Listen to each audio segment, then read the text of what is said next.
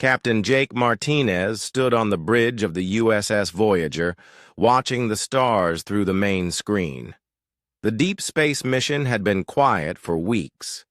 His crew was getting restless, and Jake couldn't blame them. They had been exploring this sector for 3 months without finding anything interesting. "Captain," called Lisa Brooks from her station. "I'm picking up a transmission. It's not from Earth." Jake walked over to her console. "What kind of transmission?" "It's huge, sir. Very powerful. And it's directed right at us." Lisa's fingers moved quickly over her controls. "The signal is clean and sophisticated. Whoever sent this has technology far beyond ours."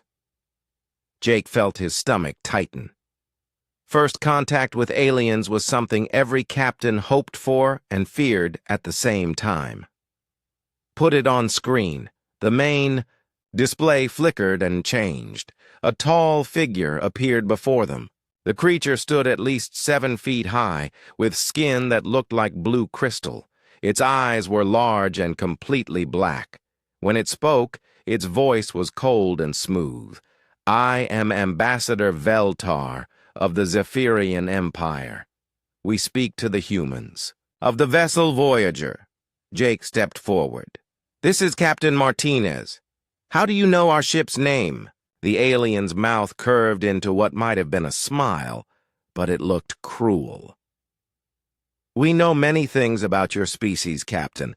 We have been watching you for some time." "Watching us? Why?" "Because your time has come to prove your worth. The Zephyrian Empire has ruled this part of space for 1,000 years. We have seen many species rise and fall. Most were weak. They failed our tests and were removed from existence." Ryan Cole, the tactical officer, moved closer to his weapons console. Jake noticed, but didn't stop him. Something about this alien felt dangerous. "What kind of test?" Jake asked. "The Eternal Gauntlet. It is an ancient trial where species fight for their right to survive. You will face challenges that will test everything about your people: your strength, your courage, your intelligence." Amy Foster, the ship's engineer, whispered from her station. "Captain, I'm reading massive energy signatures from wherever this signal is coming from. Their technology is incredibly advanced." Ambassador Veltar seemed to hear her. "Yes, we are far beyond your primitive level, but that does not matter in the gauntlet.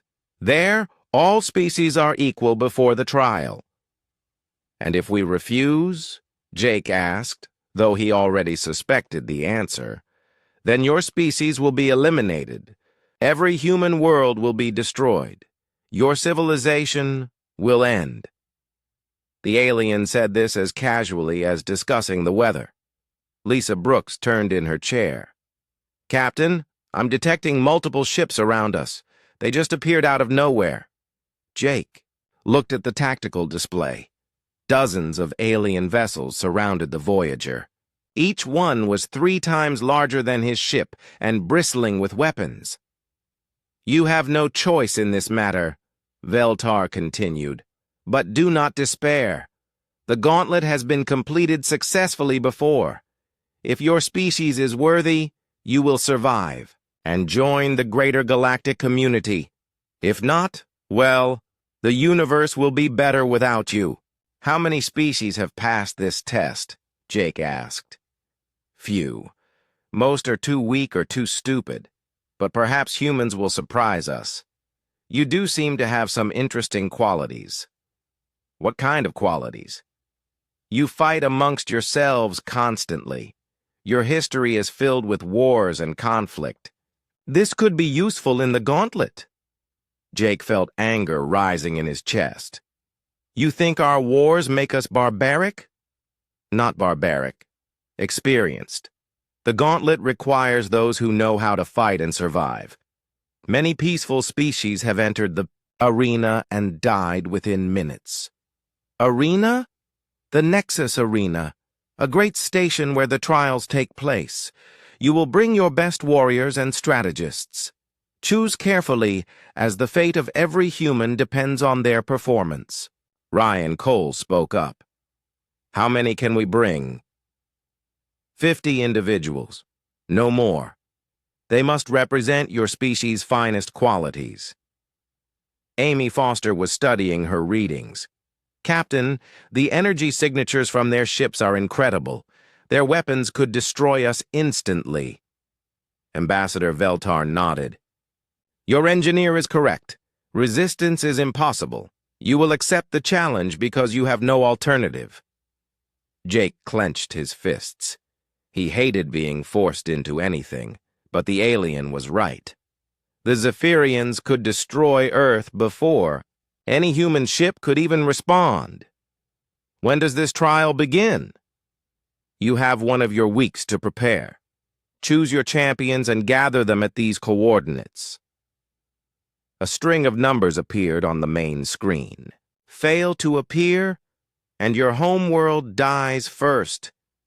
Wait, Jake said. What exactly will we be fighting in this gauntlet? The alien's expression changed slightly. For just a moment, Jake thought he saw something like fear in those black eyes. You will face the ultimate test of survival. That is all you need to know. That's not much of an answer. It is the only answer you will receive. Prepare your people, Captain, and choose wisely. The trial shows no mercy to the weak or unprepared. The transmission ended abruptly. The alien ships remained visible on the tactical display for a few more seconds, then vanished as suddenly as they had appeared. The bridge was silent for a long moment. Finally, Lisa Brooks spoke. Captain, what do we do? Jake stared at the empty space where the alien fleet had been. We contact Earth immediately. Admiral Thompson needs to know about this. Do you think they're telling the truth about destroying our worlds? Ryan asked. Did you see their ships? They could turn Earth into dust without breaking a sweat. Jake turned to face his crew. Lisa, send everything we recorded to Earth on emergency channels. Amy, analyze everything you scanned from their vessels. Ryan, start thinking about what kind of team we'll need. Sir, Amy said quietly, there was something strange about that alien's behavior. What do you mean? When you asked what we'd be? Fighting. He seemed nervous, almost afraid. What could scare creatures with that level of technology? Jake had noticed it too. I don't know, but I have a feeling we're going to find out. He looked at the coordinates the aliens had provided. They pointed to a location deep in unexplored space, far from any known star system. Set course for Earth. Maximum speed. We have 1 week to prepare for something that might determine whether humanity survives or dies. As the Voyager turned toward home, Jake couldn't shake the feeling that the Zephyrians hadn't told them everything. The way Veltar had hesitated when talking about the trial suggested there was more to this challenge than a simple test of strength. Whatever waited for them at the Nexus Arena, Jake was certain of one thing. It was going to be far worse than the aliens had admitted. Admiral Kevin Thompson stood in the Situation Room deep beneath the Pentagon. The recording from Captain Martinez had arrived 6 hours ago, and the room had been buzzing with activity ever since. Military leaders, scientists, and intelligence. Officers filled every chair around the long table. Ladies and gentlemen, Admiral Thompson began, we have 1 week to prepare for what might be humanity's final exam. Dr. Rachel Morgan, Earth's leading quantum physicist, looked up from her tablet. I've analyzed the energy readings from the alien ships. Their technology is at least 200 years beyond ours. If they wanted to destroy us, they could do it easily. Which means we have to play their game, said General Patricia Scott from the Air Force. The question is, how do we win it? Thompson nodded toward a man sitting near the back of the room. Jack Sullivan, You've read the report. What's your assessment? Jack Sullivan stood up slowly. The former Navy SEAL commander was 45 years old, with gray hair and scars that told stories of dozens of missions. His calm demeanor had kept soldiers alive in impossible situations. The aliens called it a trial of survival. That suggests combat, but probably not straightforward warfare. If it was just about military strength, they could measure that from space. Jack walked to the front of the room. They want to see something else about us. Like what? Asked Dr. Morgan. How we handle pressure, how we adapt, how we work together when everything goes wrong. Maya Chen spoke up from her corner seat. The survival expert had spent 15 years teaching special forces how to stay alive in hostile environments. The alien mentioned that other species failed quickly. That tells us most of them probably panicked or gave up too fast. Thompson pulled up a holographic display showing the coordinates the Zephyrians had provided. The location is in deep space, far from any star. Whatever this arena is, it's artificial. Sir, interrupted Lieutenant Colonel Sam Parker, an intelligence analyst, we've been trying to find any references to these Zephyrians in our databases. So far, nothing. But that doesn't mean they haven't been watching us. Dr. Morgan stood and activated her own display. I've been thinking about the alien's behavior during the transmission. Something was off about the way he talked about the trial. How so? Thompson asked. He seemed nervous when Captain Martinez asked what they'd be fighting. And did you notice how he emphasized that all species are equal before the trial? That's a strange thing to say for someone representing a technologically superior empire. Jack nodded. I caught that too. It sounded like he was trying to convince himself as much as us. Maya pulled up the technical readouts Amy Foster had recorded. Look at these energy signatures from their ships. The power levels are incredible, but notice the positioning. They kept their distance from the Voyager, even though they clearly had overwhelming firepower. What does that suggest? Thompson asked. They're afraid of something. Something that makes them cautious even when dealing with primitive humans. Dr. Morgan was studying the coordinates again. I've been running calculations on this location. It's in a region of space with some very unusual properties. High levels of exotic radiation, gravitational anomalies, things that shouldn't exist naturally. Meaning, whatever built this arena chose a location that's already dangerous. The question is why? Thompson turned to the room. We need to select our team, 50 people to represent all of humanity. Jack, I want you to lead the ground team. Understood, sir. I'll need a mix of specialists, combat veterans, scientists, engineers, medics, and people who can think fast when plans fall apart. Dr. Morgan, you're our science lead. Maya, survival, and tactics. Who else do we need? Over the next hour, they assembled their list. Ryan Cole volunteered to leave the Voyager and join the team, bringing his tactical expertise. Amy Foster would handle engineering challenges. Grace Parker, a combat medic who had served in 3 war zones, would keep everyone alive. Danny Rodriguez, one of Earth's best pilots, would handle any flight operations. We also need people who can fight, Jack said. Nina Walsh for demolitions and heavy weapons. Alex Turner for small arms and close combat. Tony Blake for technical engineering.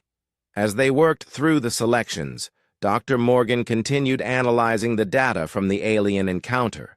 Something was bothering her about the Zephyrians' behavior. Admiral, she said during a break, I think we need to consider the possibility that this isn't really a test of our worthiness. What do you mean? Think about it. They have superior technology, overwhelming firepower, and they've been watching us for who knows how long. They could evaluate our military capabilities from orbit, so why go through this elaborate trial? Thompson frowned. You think it's something else? I think they need us for something. Something they can't or won't do themselves. Maya looked up from her planning notes. Like what? I don't know yet, but the pattern doesn't fit. If you wanted to eliminate inferior species, you'd just destroy them. If you wanted to recruit allies, you'd make an offer. This trial system suggests a third option, which is they need other species to do something dangerous, something they're afraid to do themselves. Jack was nodding slowly. That would explain the nervous behavior and why they emphasized survival skills over military strength. It would also explain why most species fail quickly, Maya added. If you're not really fighting the Zephyrians, but something else entirely, Thompson stood up. We're speculating without enough data, but your points are noted. We'll prepare for multiple scenarios. Over the next several days, the selected team trained intensively. They practiced combat in zero gravity, studied alien technologies, and ran survival scenarios in hostile environments. Jack drilled them on teamwork and adaptability. Dr. Morgan worked on understanding exotic physics that might be involved in the trial.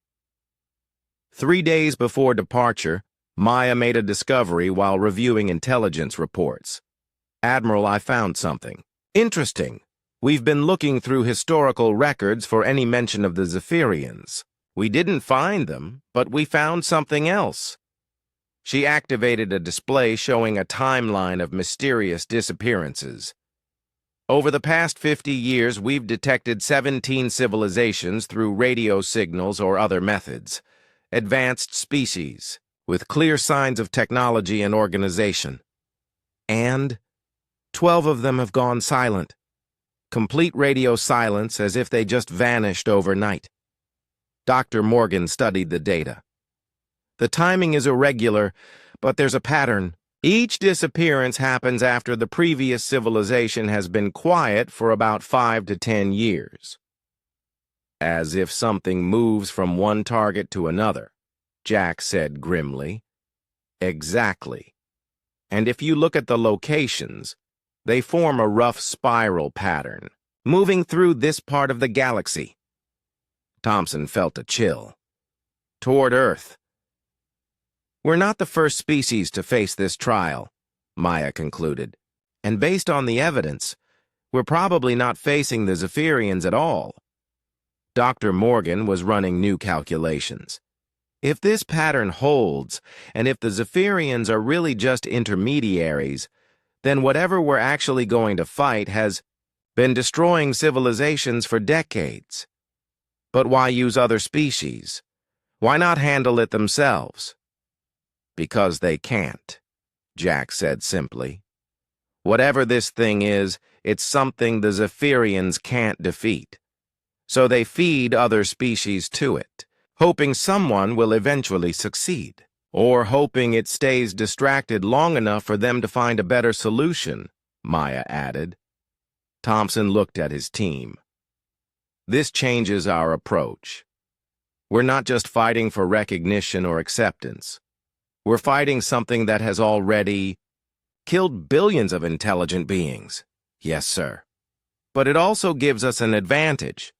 How? Jack smiled grimly. If 12 species have failed, we know what doesn't work. And if the Zephyrians are too scared to face this thing themselves, then we know it can be beaten. We just have to be smarter and tougher than everyone who came before us. Are we ready? We'd better be. Because if we're right about this, failure doesn't just mean humanity dies, it means something terrible keeps growing stronger. The transport ship Earth's Hope dropped out of faster-than-light travel at the coordinates the Zephyrians had provided. Danny Rodriguez, piloting the vessel, immediately began scanning the area ahead of them. Holy mother of... he whispered, then caught himself. Captain Sullivan, you need to see this. Jack Sullivan moved to the pilot's seat and looked through the main viewport. Floating in the darkness of space was the largest artificial structure he had ever seen. The Nexus Arena stretched for dozens of miles in every direction, a massive ring of metal and energy that pulsed with strange lights. "Dr. Morgan, what are your instruments telling you?" Jack asked. Rachel Morgan looked up from her scanner console, her face pale. "The energy readings are off the charts. This thing is drawing power from somewhere I can't identify, and Jack, there are ships everywhere." Through the viewport, they could see hundreds of vessels surrounding the arena. Some were clearly Zephyrian, with their distinctive crystalline hulls. Others belonged to species Jack had never seen before. "Are they all here for the trial?" asked Nina Walsh, the demolitions expert. "I don't think so," Dr. Morgan replied. "Most of these ships are positioned, like spectators, not participants. It's like they're here to watch." Maya Chen was studying the tactical display. "The Zephyrian ships are staying well back from the arena itself. Notice how they're clustered together, and none of them are closer than 50 miles to the main structure." "That's consistent with our theory," Jack said.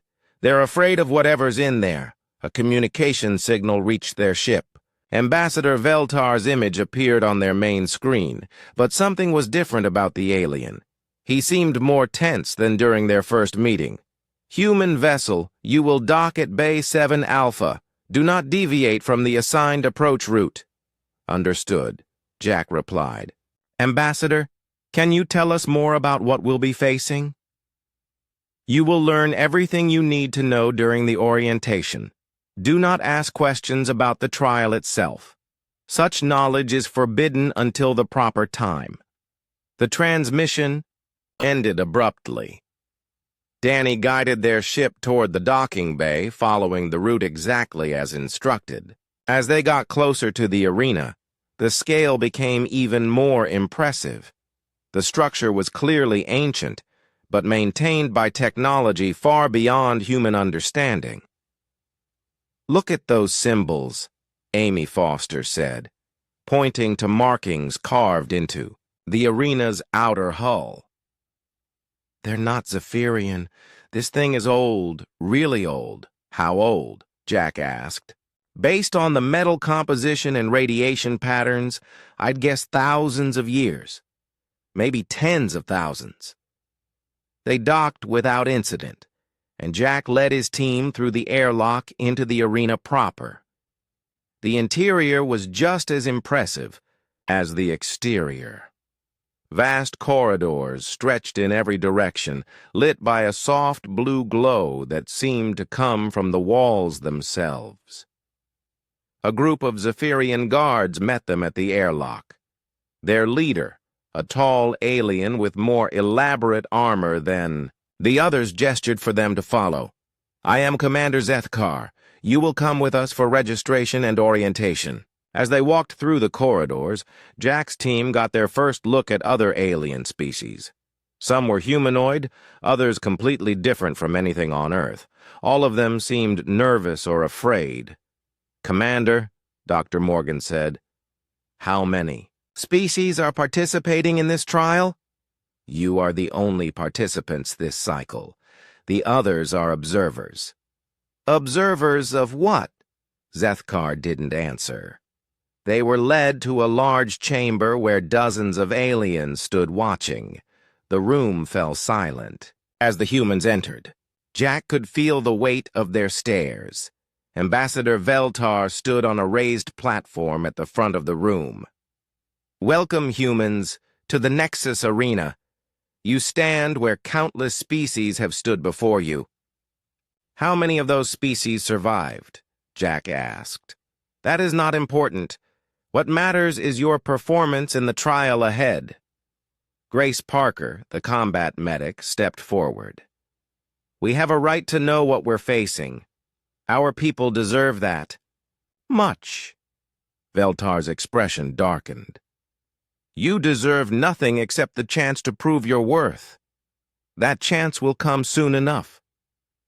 Maya was studying the other aliens in the room. Most of them looked terrified, and several were actively trying to stay as far from the humans as possible. "Why are they afraid of us?" Maya asked quietly.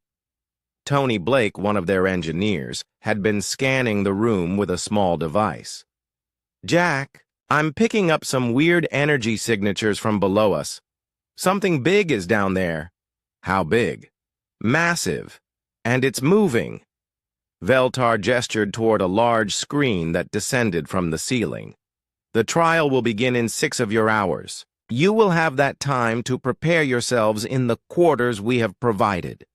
The screen activated, showing what appeared to be a cross-section view of the arena's lower levels. The image was complex, showing multiple chambers and passages. But one thing was clear: the space was enormous. "Your trial will take place in the gauntlet chambers below. The environment will adapt to test your abilities in multiple ways. You must reach the central chamber and activate the completion beacon." "What will we encounter along the way?" Jack asked. "Challenges appropriate to your species. Some will test your physical abilities. Others will test your mental strength and problem-solving skills." Alex Turner, their weapons specialist, studied the layout. "How long do we have to complete the trial?" "There is no time limit. You succeed, or you die." Dr. Morgan was analyzing the energy readings on her portable scanner. "Ambassador, the power levels in this facility are fluctuating. That suggests something is actively drawing energy from the main systems. The arena maintains itself. That is all you need to know."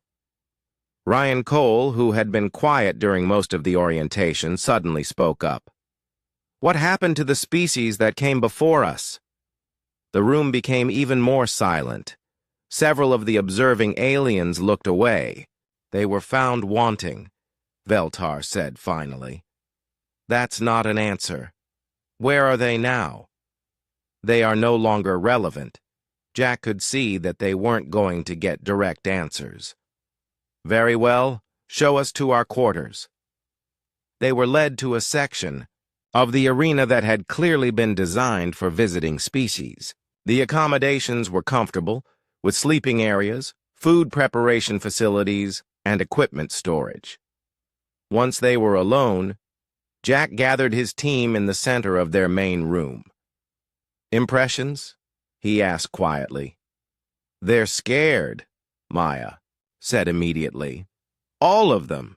Not just nervous about competition, but genuinely terrified." "The energy readings are bizarre," Dr. Morgan added. "Whatever's powering this place, it's not technology I recognize, and Tony's right about movement in the lower levels. Something large is definitely down there. Could be the arena's systems preparing for our trial," suggested Amy Foster. "Or it could be something alive," Nina Walsh said grimly. Grace Parker had been thinking about the other aliens' behavior. "Did you notice how they reacted when we entered the room? Some of them looked at us like we were already dead."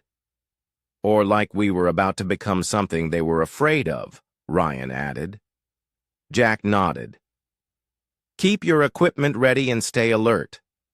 We go into this trial in 6 hours, and I have a feeling it's going to be nothing like what they've told us." Danny Rodriguez was studying the arena schematics on his tablet. "The layout down there is massive. Miles of corridors and chambers. If we get separated, it could take hours to find each other." "Then we don't get separated," Jack said firmly. "Whatever's waiting for us down there, we face it together." Alex Turner was checking his weapons. "I've got a bad feeling about this, Jack. Something about this whole setup feels like a trap." "Maybe it is, but it's a trap we have to spring if we want to save Earth." Dr. Morgan looked up from her calculations. "There's something else. The power fluctuations I detected, they're getting stronger. Whatever's down there is becoming more active as we get closer to the trial." "Like it knows we're here?" "That's exactly what I'm afraid of." The opening ceremony began exactly 6 hours later. Jack Sullivan led his team into the main arena chamber, a massive circular space with tiered seating rising up on all sides. Hundreds of alien spectators filled the seats, but their mood was far from celebratory. The atmosphere felt more like a funeral than a competition. Ambassador Veltar stood at the center of the arena floor, wearing elaborate ceremonial robes. His usual cold confidence seemed forced now, and Jack noticed the alien's hands were trembling slightly. "Distinguished beings of the galactic community," Veltar announced, his voice echoing through the chamber.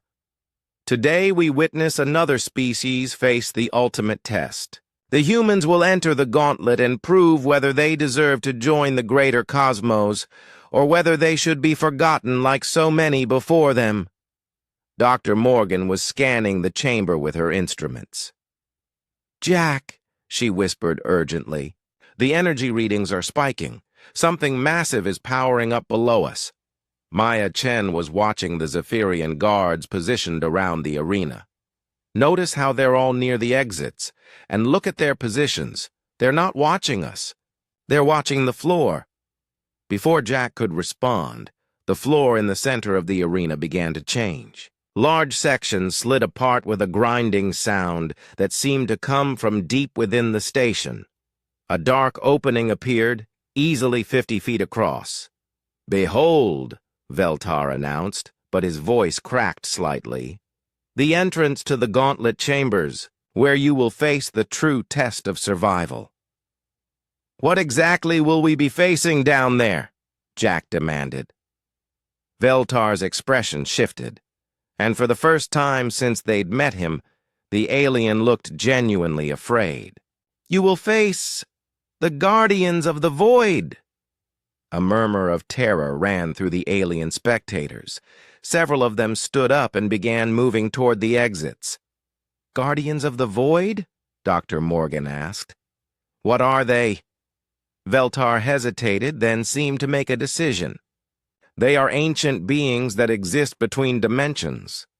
They consume energy, matter, life itself.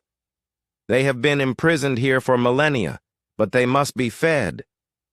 Jack felt his blood turn cold. "Fed? Every few years we must provide them with fresh prey, or they break free and hunt across the galaxy. The trial is not a test of worthiness, it is a sacrifice to keep them contained." The truth hit Jack like a physical blow. "You're not testing us, you're feeding us to these things. It is the price we pay for peace in our sector of space. Better that young species like yours perish than established civilizations fall." Ryan Cole stepped forward, his hand moving to his sidearm. "You bastards! You've been murdering entire species to save yourselves." "We have been saving billions of lives by sacrificing thousands," Veltar replied, but his voice lacked conviction. "The Void Hunters are unstoppable when they are free. This is the only way to contain them." Nina Walsh was studying the opening in the floor. "How many species have you fed to these things?" "Dozens. Perhaps hundreds over the centuries. Most last only minutes once the Guardians sense their presence." Alex Turner raised his weapon. "Well, we're not going down there to be some monster's dinner." Suddenly, the lights in the arena dimmed, and an otherworldly sound echoed up from the opening below. It wasn't quite a roar or a scream, but something that seemed to bypass the ears and strike directly at the primal fear centers of the brain. "It is too late," Veltar said, backing away from the opening. "They know you are here. The ceremony has begun, and the barriers that hold them are already weakening." The alien spectators were fleeing now, streaming toward the exits in panic. The Zephyrian guards were following them, abandoning their posts. "Cowards," Maya said with disgust. "They're all running!" "Wait!" Dr. Morgan called out, her scanner beeping frantically. "Something's happening down there. The energy levels are going critical." The dark opening began to glow with an eerie purple light. Tendrils of shadow started emerging from the depths, moving like living smoke but with obvious intelligence and purpose. "Void Hunters," Veltar gasped, continuing to back away. They come! The first creature emerged fully from the opening, and Jack understood immediately why every alien species in the galaxy feared these things. The Void Hunter was roughly humanoid in shape, but seemed to be made of living darkness. Its body constantly shifted and flowed, as if it couldn't quite decide what form to take. Where its eyes should have been, there were points of purple light that seemed to look directly into Jack's soul. "Weapons!" Jack shouted, raising his rifle. His team immediately formed a defensive formation, but their first shots passed harmlessly through the creature. The energy beams and projectiles simply vanished into its shadowy form without any effect. The Void Hunter let out another of those terrible sounds and reached toward Grace Parker with arms that stretched far longer than should have been possible. She dove aside just as its claws raked the air where she had been standing. "Conventional weapons are useless," Amy Foster called out, frantically adjusting her scanner. "It's not fully in our dimension. It exists partially in normal space and partially somewhere else." More Void Hunters were emerging from the opening. Jack counted at least 6, with more shadows moving in the depths below. "Veltar!" Jack shouted at the fleeing alien. "How do we fight them?" "You cannot," the ambassador replied from the safety of an exit platform. "No species has ever successfully resisted them. You can only run and hope they tire of the hunt." "That's not happening," Jack said grimly. He activated his team's communication system. "Dr. Morgan, any ideas?" "I'm working on it. The energy patterns suggest they're vulnerable to rapid frequency changes in electromagnetic fields, but we'd need to generate a massive pulse to affect them." Tony Blake was already moving. "I can rig something with the arena's power systems. Give me 5 minutes." "We don't have 5 minutes," Maya said, pointing to the opening. "More of them are coming." The Void Hunters were spreading out across the arena floor, their movements unnaturally fluid. They seemed to be testing the barriers between their dimension and normal space, learning how much of themselves they could manifest. One of them suddenly solidified fully and lunged at Danny Rodriguez with impossible speed. Danny barely managed to roll away from claws that left deep gouges in the metal floor. "They're getting stronger," Grace observed, helping Danny to his feet. "The longer they're here, the more solid they become." Ryan Cole was firing at the creatures, with different weapons trying to find something that would work. "Jack, we need to get out of here and regroup." "No," Jack said firmly. "If we run now, they'll follow us to the ship, and eventually they'll find Earth." Dr. Morgan was frantically working with her equipment. "I'm reading the arena's systems. There are containment fields built into the floor, but they're weakening. That's how the creatures are able to emerge." "Can we strengthen the fields?" "Maybe, but we'd need access to the main control room." Alex Turner pointed toward an observation deck high above them. "There. I can see control panels through the windows." Amy Foster was studying the arena's architecture. "I can get us up there. But someone needs to keep these things busy while we work." "I'll handle that," Nina said, pulling explosive charges from her pack. "If conventional weapons don't work, let's see how they like having the floor blown out from under them." Jack made the decision quickly. Amy, Dr. Morgan, and Tony get to the control room. Nina, Alex, and Maya provide covering fire. Ryan, Grace, Danny, and I will try to keep these things distracted. As his team split up, Jack couldn't help but notice that Veltar and the other Zephyrians were now watching from behind heavily shielded windows high above the arena. They weren't running anymore. They were waiting to see if the humans would succeed where so many others had failed. "Typical," Jack muttered. "They send us to die, then stick around to watch the show." The largest void hunter had fully materialized now and was moving directly toward Jack with obvious intelligence. Its purple eyes fixed on him, and he could feel something probing at his mind, trying to understand what kind of prey it was facing. Jack smiled grimly and raised his weapon. "Come on then, you bastard. Let's see what you're really made of." The creature paused, seemingly surprised by Jack's lack of fear. In that moment of hesitation, Jack realized something important. These things were used to prey that ran or cowered. In terror, they had never faced anyone who fought back with determination. "Maya!" he called out. "I think we might have an advantage here." "What's that?" "I don't think they know how to deal with humans." The largest void hunter attacked Jack with claws that could slice through steel, but Jack was already moving.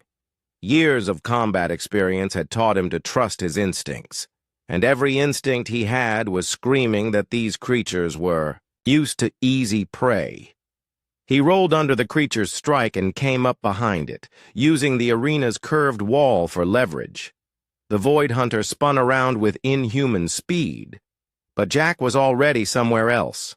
"They're fast, but they fight like animals," Jack called to his team. "No strategy, just brute force." Maya Chen had noticed the same thing. She was leading two of the creatures in a circular pattern around one of the arena's support pillars. Every time they tried to corner her, she used their own momentum against them, causing them to crash into each other. "Jack's right," Maya shouted. "They've never fought anything that thinks tactically." Nina Walsh had set up a series of explosive charges around the arena floor. When she triggered them, the blasts didn't harm the void hunters directly, but they created electromagnetic pulses that caused the creatures to flicker and partially phase out of normal space. Dr. Morgan was right about the electromagnetic fields, Nina reported. "They don't like electronic interference." Meanwhile, Amy Foster had reached the control room with Dr. Morgan and Tony Blake. The systems were incredibly complex, but Amy's engineering background helped her understand the basic principles. "It's a containment grid," Amy explained, studying the control panels. "The entire arena floor is designed to keep these things trapped in their dimension. But the barriers are failing." Dr. Morgan was running calculations on her tablet. "The power requirements are enormous. The Zephyrians have been slowly reducing power to the containment fields over the years." "Why would they do that?" Tony asked. "To make the trials more deadly. The weaker the barriers, the more void hunters can emerge at once." Amy found the main power controls. "I can boost the containment fields, but it will take several minutes to charge the systems." Back on the arena floor, the situation was getting desperate.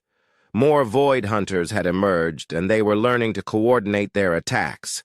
Jack's team was being pushed back toward the walls. "Grace," Jack called to the combat medic, "how are we doing on ammunition?" "Running low on everything except determination," Grace replied, helping Danny Rodriguez after he'd been clipped by a void hunter's claw. The creatures seemed to sense that their prey was weakening. They began to move more aggressively, surrounding the humans and cutting off escape routes. Ryan Cole was firing his last energy cell at a creature that was stalking Alex Turner. "Jack, we need that electromagnetic pulse soon, or we're going to be monster food." "Working on it," came Dr. Morgan's voice over the comm system. 30 more seconds." But 30 seconds might as well have been 30 minutes. The largest void hunter had focused entirely on Jack, and it was learning from their previous encounters. This time, when Jack tried to use the wall for leverage, the creature anticipated his move and was waiting for him. Jack found himself face to face with the thing, close enough to see the swirling darkness that made up its form. The purple lights that served as its eyes seemed to be trying to drain something directly from his mind. "You feed on fear," Jack realized aloud. That's how you hunt. You terrify your prey and then consume their life energy along with their fear. The creature paused, and Jack could swear it looked surprised. Well, here's something new for you, Jack continued, pulling a grenade from his belt. Humans get angry when we're scared, and angry humans do stupid things. He pulled the pin and held the grenade between himself and the Void Hunter. The creature's eyes widened as it sensed the impending explosion. Maya, hit the deck, Jack shouted, then dove to one side as the grenade detonated. The explosion didn't hurt the Void Hunter, but the blast wave disrupted its dimensional stability. For a few seconds it flickered between solid and incorporeal, giving Maya enough time to reach Jack's position. That was insane, Maya said, helping Jack to his feet. Yeah, but it worked. These things expect fear, not reckless aggression. Nina had been watching the exchange while setting more charges. If they feed on fear, what happens when we stop being afraid? Let's find out, Jack said, activating his team comm. Everyone listen up. These things are psychological predators. They expect us to be terrified and helpless. Time to show them what humans do when we get backed into a corner. Alex Turner was the first to understand. Instead of retreating from the Void Hunter that had been stalking him, he charged directly at it, screaming at the top of his lungs. The creature actually stumbled backward, clearly not expecting this response. Ryan Cole followed Alex's example, attacking his opponent with a combination of weapons fire and pure human fury. The Void Hunter he was fighting began to flicker, its form becoming less stable. It's working, Dr. Morgan's voice came over the comm. The creature's energy signatures are fluctuating. Your emotional state is affecting their ability to maintain cohesion in our dimension. Grace Parker, despite being a medic, grabbed a piece of debris and started swinging it at the nearest Void Hunter while shouting every curse word she knew. The creature recoiled as if her anger was physically painful to it. Danny Rodriguez was laughing maniacally as he dodged another creature's attacks. Come on, you shadow bastards, I've survived 3 crashes and a hurricane. You think you scare me? The tide of battle was turning. The Void Hunters, faced with prey that fought back with increasing aggression instead of cowering in terror, were becoming disoriented and unstable. Power levels at 90%, Amy reported from the control room. 10 more seconds. But the Void Hunters sensed that something was changing. They began to retreat toward the opening in the floor, preparing to return to their dimension rather than face prey that was becoming more dangerous instead of more frightened. Oh, no, you don't, Nina said, triggering her remaining explosives around the opening. The blasts didn't seal the portal, but they created enough electromagnetic interference to trap several of the creatures halfway between dimensions. Now, Dr. Morgan shouted. Amy activated the enhanced containment field. A blue energy grid appeared across the arena floor, intersecting the partially manifested Void Hunters and causing them to scream in that otherworldly voice. The effect was immediate. The creatures that were still fully in normal space began to be pulled back toward their own dimension.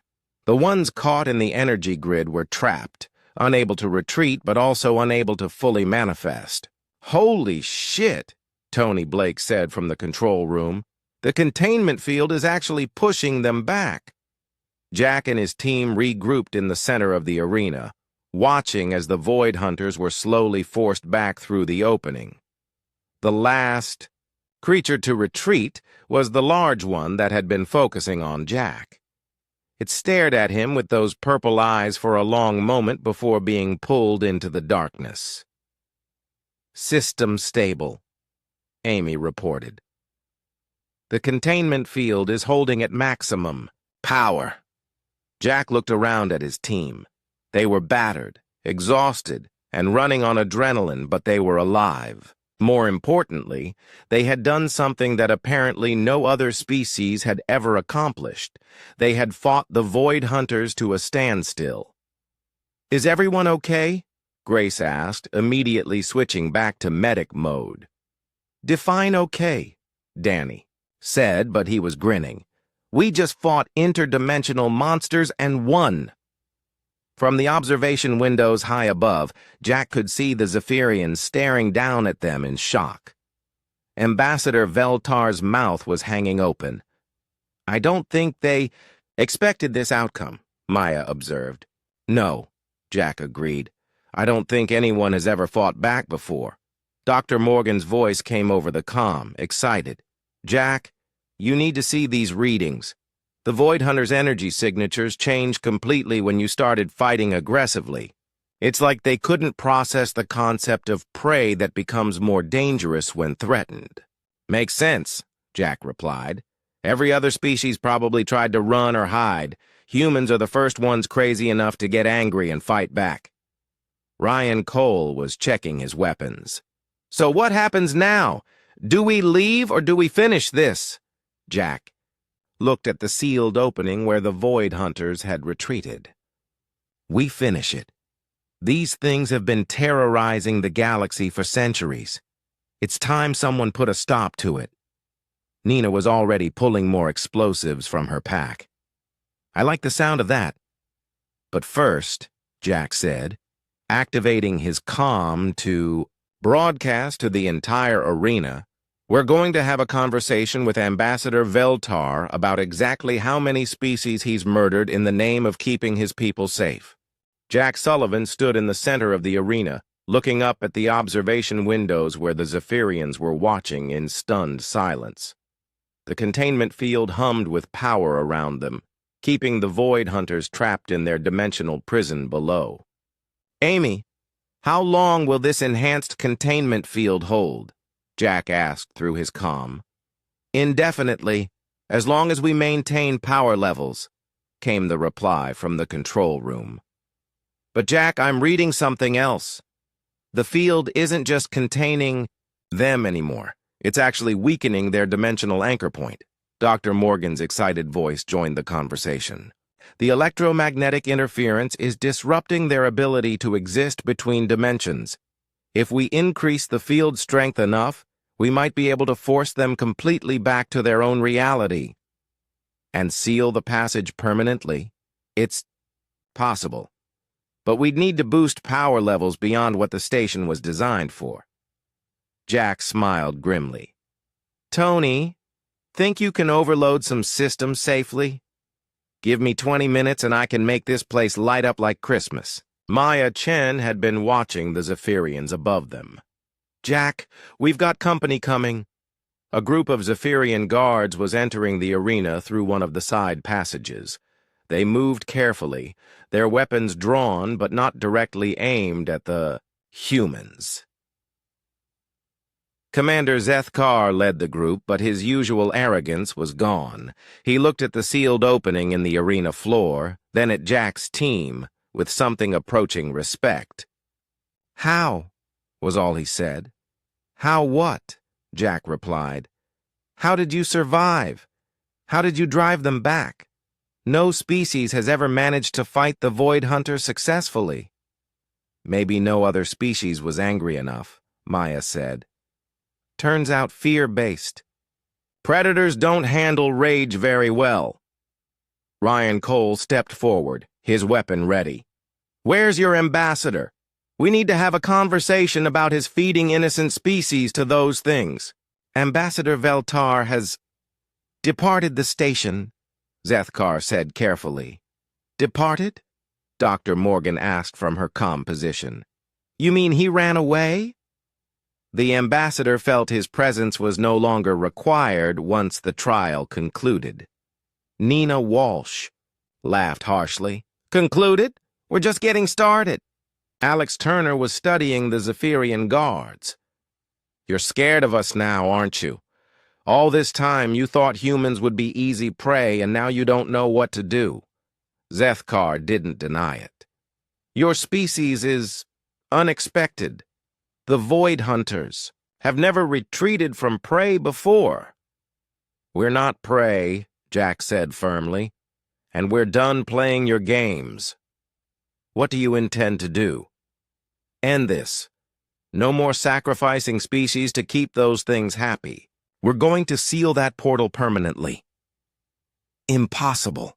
The portal has existed for millennia. The Void Hunters will simply break free if their feeding cycle is interrupted. Dr. Morgan had been monitoring the situation from the control room. Jack, I'm reading increased activity from below. The Void Hunters are trying to break through the containment field. How much time do we have? Hard to say, but they're definitely responding to our presence. It's like they know we're different. From their usual prey. Amy Foster's voice joined the conversation. Power systems are stable, but I'm detecting stress fractures in the dimensional barrier. If we're going to do this, we need to do it soon. Jack turned back to Zethkar. How many other species have you fed to those things? The Zephyrian commander hesitated. Many, perhaps 200 over the past few centuries. 200 entire civilizations. Most were primitive species, young civilizations that had barely achieved spaceflight. Grace Parker stepped forward, her medical training making her sensitive to suffering. Do you have any idea how many billions of lives that represents? It was necessary to maintain galactic stability. The Void Hunters, when free, can destroy entire star systems. So instead of finding a real solution, you just kept feeding them, Maya said with disgust. Tony Blake's voice came over the comm. I've got the power systems ready to overload. But there's something else you should know. I'm reading massive energy buildups from all over the station. This place has weapon systems that make our best warships look like toys. Jack looked at Zethkar. Automated defenses? The Nexus Arena was built as a fortress, not just a prison. If the Void Hunters ever escaped, the station is designed to self-destruct rather than let them loose in the galaxy. How much damage would that do? The explosion would sterilize everything within 50 light years. Danny Rodriguez whistled. That's one hell of a dead man's switch. Dr. Morgan had been analyzing the new data. Jack, this changes things. If we push too hard and destabilize the portal completely, we might trigger the self-destruct sequence. What are our options? We can try to seal the portal gradually, but that gives the Void Hunters more time to break through. Or we can overload everything at once and hope the station doesn't explode. Or, Zethkar said quietly, you can leave now and allow the system to return to its previous state. Not happening, Jack said immediately. Too many species have died. Because you people were too cowardly to find a better solution. Suddenly, the arena shook as something massive struck the containment field from below. The blue energy grid flickered for a moment before stabilizing. They're getting stronger, Amy reported.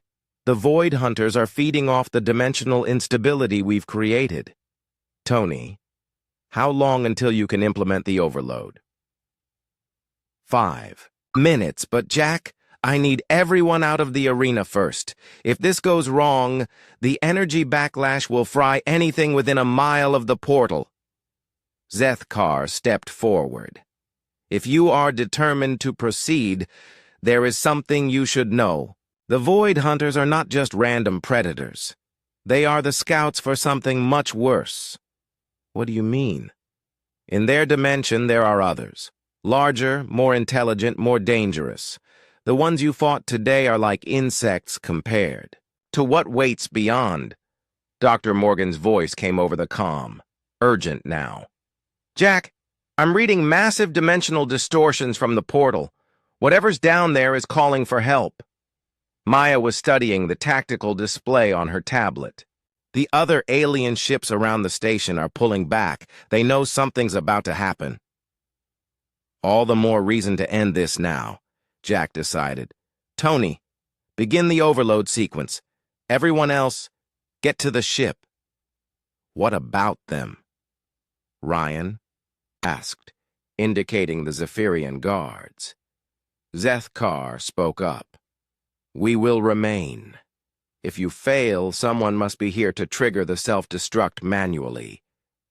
And if we succeed, then perhaps the galaxy will finally be free of this ancient curse." The arena shook again, more violently this time. Cracks appeared in the floor around the sealed portal. "They're breaking through," Dr. Morgan warned. "Whatever we're going to do, it has to be now." Jack made the decision. "Tony, execute the overload. Everyone else, run." As his team sprinted toward the exit, Jack took one last look at the portal. For just a moment, he could see movement in the depths below. Purple lights, dozens of them, rushing toward the surface with obvious purpose. The Void Hunters weren't retreating anymore. They were coming back in force, and they were bringing friends. "Jack!" Maya called from the exit. "Move!" He ran, following his team through the corridors toward their ship. Behind them, the arena began to glow with increasing intensity as Tony's overload sequence activated. 30 seconds to full discharge," Tony's voice echoed through the station's communication system. They reached their ship just as the first wave of energy erupted from the arena. The entire station shook like it was coming apart. "Danny, get us out of here!" Jack shouted as they dove through the airlock. "Already on it," Danny replied, firing the engines before the airlock had even sealed. Their ship pulled away from the Nexus arena just as the overload reached critical levels. Through the viewport, they could see energy cascading through the station's corridors like liquid lightning. "Will it work?" Grace asked, strapping herself into her seat. "We're about to find out," Dr. Morgan replied, monitoring the energy readings on her instruments. The explosion, when it came, was unlike anything they had ever seen. Instead of a typical blast, space itself seemed to twist and fold around the arena. Reality rippled outward in waves, and for a moment, Jack could swear he saw glimpses of another dimension through the tears in space-time. Then everything went white, and their ship was thrown through space by forces beyond normal physics. When the light faded and their system stabilized, the Nexus arena was gone. In its place was empty space, clean and normal, with no trace of dimensional portals or otherworldly predators. "Status report," Jack called out. "All systems green," Danny reported. "Whatever that explosion was, it seems to have sealed the dimensional rift completely." Dr. Morgan was studying her instruments in amazement. "The energy readings are normal. No trace of the Void Hunters or their dimension. I think we actually did it." Through their communication system, they received a transmission from one of the surviving alien ships. "Human vessel, this is Captain Nexhi of the Nexari fleet. We witnessed your victory over the ancient enemy. On behalf of my people and many others, we offer our gratitude and our friendship." Jack smiled as he looked out at the stars. "I think we just made some new friends." The explosion that destroyed the Nexus arena sent shockwaves through space that were felt by every ship in the area. As the energy waves settled and normal space-time reasserted itself, Jack Sullivan found his ship surrounded by dozens of alien vessels that had been watching from a safe distance. "Captain," Danny Rodriguez called from the pilot's seat, "we're receiving communication requests from at least 20 different ships." "Put them through," Jack replied, settling into his command chair. The main screen activated, showing a split display with multiple alien faces. Jack recognized some of the species from the arena's observation deck. There were the bat-like Nexari, the insectoid Cathara, and several others he had never seen before. Captain Nexhi of the Nexari spoke first. Commander Sullivan, what you and your people have accomplished today defies belief. The Void Hunters have terrorized this region of space for over 3,000 years. We couldn't have done it without understanding their weaknesses, Jax replied diplomatically. And we couldn't have learned those weaknesses without seeing how they reacted to different approaches. Another alien, this one resembling a large crystalline spider, spoke up. I am Hive Speaker Clicthara of the Kithara Collective. Our species has lost 17 colony worlds to the Void Hunters over the centuries. To see them finally defeated brings us great joy. Dr. Morgan had been monitoring communications from other ships. Jack, I'm reading some interesting energy signatures from the debris field where the arena was. Some of the alien ships are sending scanning beams into the area. Looking for survivors? Jack asked. Or making sure the Void Hunters are really gone, Maya Chen suggested. A new voice joined the communication channel, and Jack immediately recognized the arrogant tone even before he saw the face. Ambassador Veltar appeared on screen, calling from a Zephyrian flagship that was now maintaining a position far from the debris field. Humans, Veltar began, his voice tight with barely controlled anger. You have no idea what you have done. The containment system was delicate, maintained over millennia. Your reckless actions may have consequences you cannot imagine. The only consequence I can see is that innocent species won't be murdered anymore, Jack replied coldly. The Void Hunters served a purpose. They were a known threat, contained and manageable. Now you have created an unknown situation, Captain. Nex High's voice cut across the channel. Manageable? Veltar, your people have been feeding other species to those monsters for centuries. How is genocide manageable? It was necessary for the greater good of galactic civilization, Veltar responded, but his voice lacked its usual conviction. Hive speaker Clicthara made a sound that Jack's translator interpreted as contemptuous laughter. The greater good? Of Zephyrian civilization, you mean? My people have records of your trials going back 800 years. Always young species, always those without the military power to threaten your empire. Amy Foster had been monitoring the communication, traffic between the various alien ships. Jack, it sounds like a lot of these species have been planning something. They're coordinating their positions and sharing tactical data. Planning what? Jack asked. His question was answered when another alien appeared on the communication screen. This one was tall and thin, with silver skin and large blue eyes. Jack had never seen this species before. I am Admiral Zarketh of the Stellar Union Defense Fleet. Commander Sullivan, on behalf of 43 member species, I formally request that humanity consider joining our alliance. What kind of alliance? One dedicated to mutual defense and the prevention of atrocities like those committed by the Zephyrian Empire. Your actions today have proven that the old powers can be challenged successfully. Veltar's image flickered with obvious agitation. You dare to threaten the Zephyrian Empire? We have maintained order in this sector for a millennium. Order built on the bones of murdered civilizations, Admiral Zarketh replied calmly. Your time as the dominant power is ending, Veltar. Jack was beginning to understand the larger political situation. How many species has the Stellar Union lost to the Zephyrian trials? Directly? 17 of our member species were selected for trials over the past 2 centuries. None survived. And how many other species do you represent? The Stellar Union consists of 89 member civilizations. We represent the interests of all species that value freedom and self-determination over submission to imperial authority. Dr. Morgan had been quietly analyzing the communications.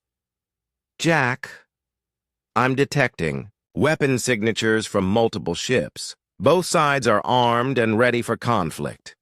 Maya Chen was studying the tactical display. The Zephyrian ships are vastly outnumbered, but their individual vessels are much more advanced. Classic situation, Ryan Cole observed. Superior technology versus superior numbers. Suddenly, an alarm sounded on the Zephyrian flagship. Veltar's image wavered as he clearly received urgent reports from his crew. "What's happening?" Jack asked. "Void Hunter energy signatures," Veltar said, his arrogance replaced by obvious fear. "There are still some of them active." Dr. Morgan immediately began scanning the debris field. "I'm not reading anything like the energy patterns we saw before." "The readings are coming from our own ships," Veltar admitted reluctantly. Jack felt a chill. "What do you mean?" "Some of the Void Hunters escaped the arena before your overload sequence. They attached themselves to our vessels when we evacuated." The implications hit Jack immediately. "They're using your ships as dimensional anchors to stay in our reality." "Impossible," Veltar said, but his voice shook. "Our shields should prevent such intrusion." Amy Foster was frantically scanning all the ships in the area. "Jack, I'm reading anomalous energy patterns from 3 Zephyrian vessels. Something is definitely wrong with them." On the communication screen, chaos erupted aboard Veltar's flagship. Zephyrian crew members could be seen running past the camera, and emergency lights were flashing. "They're inside the ship," Veltar gasped. "The Void Hunters are manifesting inside our hulls." Captain Nexahai immediately responded. "All Nexari vessels maintain distance from Zephyrian ships. Do not approach until the situation is resolved." Other alien captains echoed similar orders. Within minutes, the Zephyrian fleet found itself isolated in space, with the very creatures they had been feeding to others now hunting them. "Ambassador," Jack said, "what are your defensive capabilities against Void Hunters?" "None," Veltar admitted. "Our weapons are designed for conventional warfare. We relied on the arena's containment systems to keep the creatures controlled." "So you never developed any way to fight them directly?" "Why would we? They were never supposed to threaten us." Maya was watching the tactical display as the situation worsened. 3 more Zephyrian ships are reporting internal breaches. The Void Hunters are spreading through their fleet. Jack made a decision that surprised even his own crew. "Danny, set course for the nearest Zephyrian ship." "Sir?" Danny asked. "We're going to help them." "Help them?" Nina Walsh protested. "These are the same bastards who tried to feed us to those things." "Yes. But if we let the Void Hunters take over, their ships, those creatures, will have access to Zephyrian technology. Imagine what they could do with faster-than-light travel and advanced weapons." Dr. Morgan understood immediately. "They could spread across the galaxy faster than any warning system could track them." Admiral Zarketh's voice cut across the communication channel. "Commander Sullivan, the Stellar Union fleet is prepared to assist in this operation." "What about your people's safety? Your species has already demonstrated the ability to fight these creatures successfully. If you're willing to lead an assault, we're willing to follow." Jack looked around at his crew. "Opinions? It's dangerous as hell," Grace Parker said. "But it's the right thing to do." "Those things killed billions of innocent people," Alex Turner added. "We finished this properly." "All right," Jack decided. "Admiral Zarketh will coordinate a joint operation, but we do this smart. No heroics, no unnecessary risks. Veltar's voice came over the channel, weak and desperate. You would help us? After what we did to your species? We're not doing this for you, Jack replied. We're doing this because those things are still a threat to everyone. Tony Blake had been studying the energy readings from the infected Zephyrian ships. Jack, I think I know how to modify our electromagnetic pulse weapons to work in a ship-to-ship environment. How long do you need? Give me 30 minutes and I can rig something that should disrupt their dimensional stability. Do it. Maya, coordinate with the Stellar Union forces. We're going to show these Void Hunters that there's no place in this galaxy where they can hide. As the combined fleet prepared for the assault, Jack couldn't help but appreciate the irony of the situation. The Zephyrians, who had spent centuries using other species as sacrificial prey, were now cowering behind the very humans they had tried to feed to the monsters. Ambassador Veltar, Jack said, opening a private channel to the Zephyrian flagship. When this is over, you and I are going to have a very long conversation about war crimes and galactic justice. Veltar's response was barely audible. If we survive this, Commander, I suspect that conversation will be the least of my concerns. The joint assault on the infected Zephyrian ships began exactly 30 minutes later. Jack Sullivan stood on the bridge of Earth's Hope, watching as the combined fleet of 89 species moved into formation around the isolated Zephyrian vessels. Tony, are the electromagnetic pulse modifications ready? Jack asked. Ready and tested, Tony Blake replied from the engineering station. I've also transmitted the specifications to Admiral Zarketh's fleet. Every ship should be able to generate the necessary frequency disruption. Dr. Morgan was monitoring the energy readings from the infected ships. The Void Hunters are getting stronger.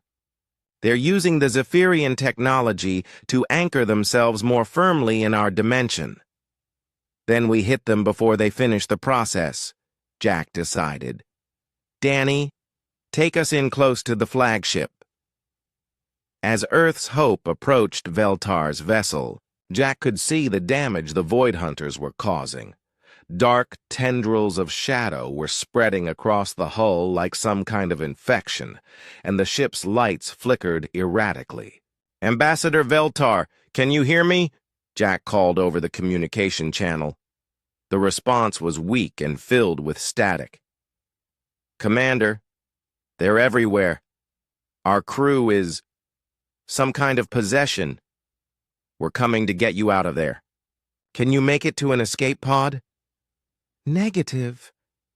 They've taken control of the launch bays. We're trapped on the bridge. Maya Chen was studying the tactical display. Jack, the other infected ships are changing course. They're heading toward the Stellar Union fleet. The Void Hunters are learning to use the ship controls, Dr. Morgan realized. If they figure out the weapon systems, Jack activated the fleet communication channel. All ships, this is Commander Sullivan. Begin the electromagnetic pulse sequence immediately. Don't let those ships reach firing range. The first wave of coordinated pulses struck the infected Zephyrian vessels simultaneously. The effect was immediate and dramatic.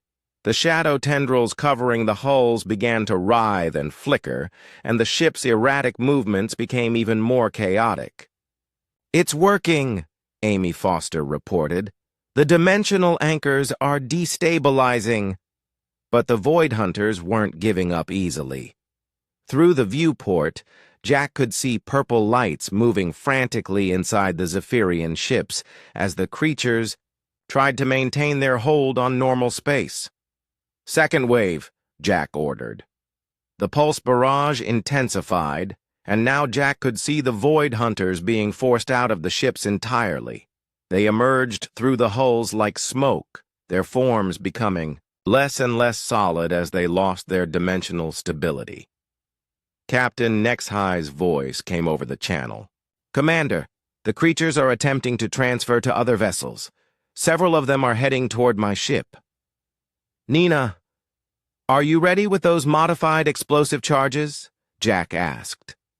"Always ready to blow things up," Nina Walsh replied cheerfully. "Then, let's give these things a proper goodbye." Nina triggered a series of charges that had been modified to generate massive electromagnetic pulses. The explosions created a barrier of electromagnetic interference between the fleeing Void Hunters and the Stellar Union fleet. The creatures hit the barrier and simply dissolved, their forms unable to maintain cohesion in the face of the electromagnetic. "Storm! That's the last of them," Dr. Morgan announced, watching her instruments. "All Void Hunter energy signatures have disappeared." The fleet maintained their positions for several more minutes, scanning for any sign of the creatures. When it became clear that the threat was truly over, Jack opened a channel to the Zephyrian flagship. "Ambassador Veltar, report your status." The response was immediate, and Veltar's voice was noticeably different. The arrogance was gone, replaced by something that sounded almost like humility. "Commander Sullivan, our crew is safe. The creatures are gone. We owe you our lives." "What you owe us is an explanation," Admiral Zarketh interrupted, his flagship moving closer to the Zephyrian vessel. "And an accounting for the crimes your people have committed." Jack could see that the political situation was about to become very complicated. "Admiral, might I suggest we handle this systematically? There's a lot to discuss, and emotions are running high." "What do you propose?" Jack thought for a moment. "A galactic tribunal, representatives from all affected species, testimony from survivors, and a complete accounting of the Zephyrian trial system." "And what about the Zephyrians themselves?" Captain Nexhigh asked. "Do they simply return to their empire as if nothing happened?" Veltar's voice came over the channel, surprising everyone. "The Zephyrian High Council has already been informed of today's events. I have been ordered to surrender myself and my fleet to whatever justice the galactic community deems appropriate." "Just like that?" Maya asked skeptically. "Our empire was built on the fear that the Void Hunters would spread if not contained. With that threat eliminated, we have no justification for our actions. The High Council recognizes that we must face the consequences." Dr. Morgan was still monitoring the area where the Nexus Arena had been. "Jack, I'm reading something interesting from the debris field. There are intact data cores from the arena's systems." "What kind of data?" "Complete records of every species that was brought to the arena over the past 1,000 years. Names, home worlds, population figures, everything." Jack felt a weight in his stomach. "How many?" "Preliminary scans suggest over 300 distinct civilizations." "But Jack, that's not the most important thing." "What is?" "Some of the data cores contain the locations of Zephyrian colonies and military installations. If the Stellar Union wanted to demand reparations or territorial concessions, Admiral Zarketh had apparently received similar data from his own ships. "Commander Sullivan, this information changes everything. The Zephyrian Empire is far smaller than they've led the galaxy to believe. Most of their claimed territory consists of worlds stripped from destroyed civilizations." Jack could see the direction this was heading. "Admiral, with respect, our goal was to eliminate the Void Hunters, not start a galactic war."